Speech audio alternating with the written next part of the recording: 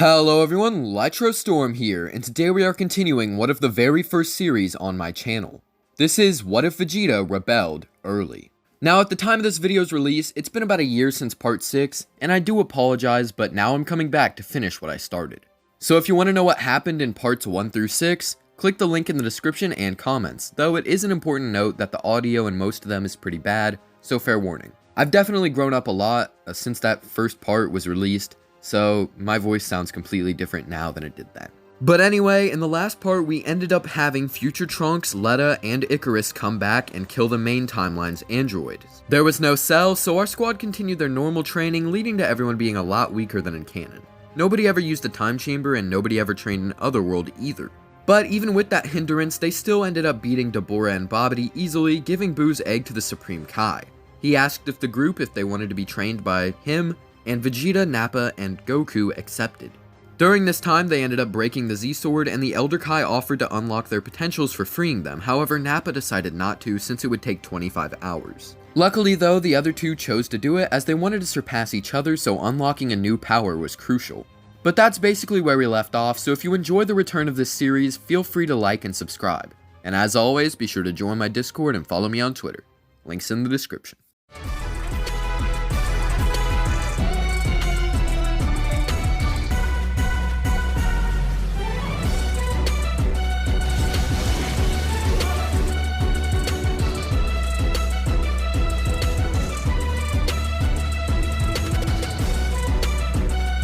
So after having their potentials awakened, Goku and Vegeta would have a typical battle, which would encourage both of them to train even more. And eventually following that, Beerus would arrive. Now this would go just about the same, so I really don't want to bore you guys with the details, as I've covered the saga many times in other what ifs. But essentially, Goku unlocks Super Saiyan God and challenges Beerus, leading to him falling asleep and leaving. After that, Vegeta and Nappa would both attempt to train under Whis, and later on Goku and Raditz would join as well. Meanwhile, Trunks, Letta, Icarus, and Goten would all train because I think the twins would manage to convince them to. At some point, Frieza would be revived and would return 4 months later. Earth's forces would consist of Piccolo, Krillin, Yamcha, Tenshinhan, Chaozu, Roshi, Gohan, Icarus, Letta, Trunks, and Goten. I think they would have brought Chaozu and Yamcha here since Gohan is basically fodder in the series, so they need someone, to kind of replace him. With the extra help, they'd kill all of Frieza's fodder, but Togama and Shisami proved to be too much for our squad. That is until Icarus, Letta, Trunks, and Goten awaken Super Saiyan and begin slamming them by using teamwork. In the end, they managed to take down Shisami and then gang up on Togama. Since Ginyu died on Namek, no body swap would occur, and instead our main 4 Saiyans would arrive. Goku and Frieza have their tussle, but base Goku would actually be losing since he's a bit weaker. Training with 3 people instead of just Vegeta made the gap shrink, but he was still weaker. And so Raditz would then jump in and the two together would begin overpowering Frieza, and this leads to him revealing his golden form, to which our heroes have 2 different forms. You see, Raditz and Nappa have Super Saiyan Blue, but Goku and Vegeta have decided to use a stronger form to combine with Super Saiyan God, the ultimate form. My reasoning is that it would have less strain than Super Saiyan, so it would be easier to maintain, and it's stronger. If they can combine Super Saiyan with God, I don't really see why they couldn't combine Ultimate, especially since the form is less strenuous and closer to your base form than Super Saiyan is, so it would be even easier to do it most likely. Now this power-up is stronger than Super Saiyan 2, otherwise Gohan would have used that against Super Buu. Super Saiyan 2 is stronger than Grade 4, and Grade 4 is stronger than Grade 1. I made a whole video about the grade multipliers if you're interested in finding that out. So instead of Blue being 50 times Super Saiyan God, they'd have Ultimate Blue, which would be a lot higher than that. Goku reveals this form to Frieza and instantly begins slapping him down due to his much bigger multiplier. This forces Frieza to blow up the Earth, but Whis rewinds, allowing for them to stop him. Going on to the Universe 6 tournament, our team would be Goku, Vegeta, Raditz, Nappa, and Monaka. But first, our 4 Saiyans would head into the time chamber 2 by 2 for the first time. Goku goes first, beating Botamo and losing to Frost, and Raditz would then avenge him by beating Frost. He then teaches Kaba how to go Super Saiyan and beats him as well. Next is Vegeta, who he promptly stomps using Super Saiyan 2. Raditz then fights against Hit using his blue form, but gets beaten anyway. Vegeta goes next, but since he has a much stronger form, he'd be able to overpower Hit even after he improves his time skip. This makes the prince win, and so the gang leaves. So now that those 3 sagas are done, it's time to talk about the future timeline. After all that happened, we're gonna see Trunks and Letta being together. Once Black appears, the squad would meet Mai, who Icarus would like. They'd have to escape the future to seek help from the main timeline, and this would end up the same, but with Icarus staying behind with Mai. Letta doesn't want to leave her brother, but she's forced to. Once in the past, Trunks and Letta explain what's up and spar with Goku and Vegeta, and after that, Black would appear. However, since Vegeta actually beat Hit in this timeline, we'd see Vegeta Black instead. With this, Vegeta takes him on and would use Super Saiyan God to easily beat him up, and Black then fires on the time machine, forcing Bulma to rebuild it. This takes longer than it took in canon since she just fixed Cell's time machine because it was old. But here, since there was no Cell, she'd have to fix up this destroyed one instead. Vegeta would hear about Zamasu and wants to go interrogate himself because he wants to beat down whoever took his body. However, during his trip, Beerus implores him to keep himself in check or he'd do it for him. This leads to a similar fight with Zamasu occurring before Vegeta leaves. Meanwhile, Goku would be sparring with Trunks and Letta using Super Saiyan God and just trying to train them up.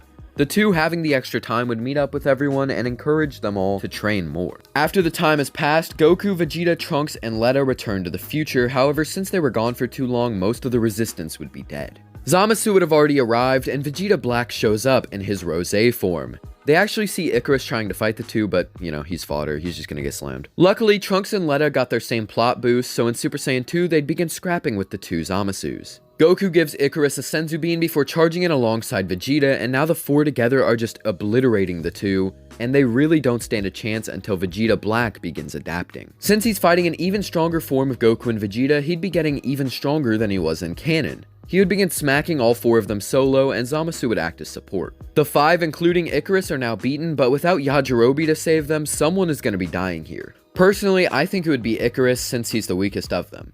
This would send Letta over the edge, unlocking Super Saiyan Rage and beginning to fight better against the two. Now, Goku, Vegeta, Mai, and Trunks are allowed to escape, just barely. Once in the past, Vegeta becomes enraged. Some freak stole his body and is stronger than him. His son's world is being destroyed. Icarus died, and now Letta is stuck there too. Trunks feels the exact same, and so when Vegeta trains in the time chamber, he would join him. Inside the time chamber, Vegeta would try to make his son stronger by forcing him to remember what has happened. This angers Trunks, making him tap into Super Saiyan Rage, and with this, he begins fighting Ultimate Blue Vegeta equally. And so, they exit the time chamber. Vegeta, Trunks, Goku, and Mai then return to the future, and find Letta on the ground, barely alive. Trunks feeds her a Senzu Bean, and the gang now attacks Black and Zamasu once more. They're able to do far better, but Zamasu is immortal, and they currently don't have a way to stop that. And so, once again, Goku and Vegeta leave to the past, but this time, by themselves. Goku goes to learn the Mafuba from Roshi, and Vegeta goes back in the time chamber, but this time with Nappa. Once done, the two go back to Bulma and fight off against them one last time. This ends up in Merge Zamasu becoming a thing, and Vegito making his debut. But since he's using a stronger form with less strain, he would be the one to finish off Zamasu instead of Trunks.